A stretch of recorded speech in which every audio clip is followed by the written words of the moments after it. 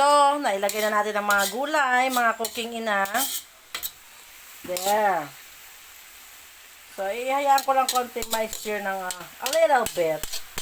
Then, I will put some soy sauce. There. Kailangan magbukas na tayo ng ating soy sauce.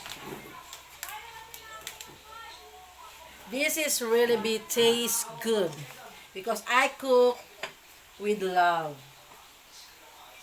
Ganyan magluto ang inyong cooking ina.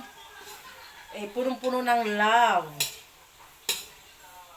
Love ang pinaka-secret ingredients ng inyong cooking ina.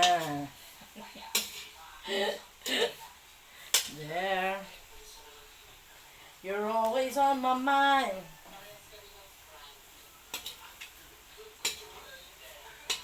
So, hindi ko masyadong lulutuin ng gulay. Mas masarap kasi yung crunchy.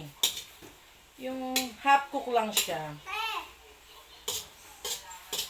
Konting. Put some a little bit of water. Water talaga. Slang yan. There you go. Hayaan lang natin kumulo for... Ay nako, gulay pa lang. Natatakam na ang inyong cooking ina. Yeah. Hi.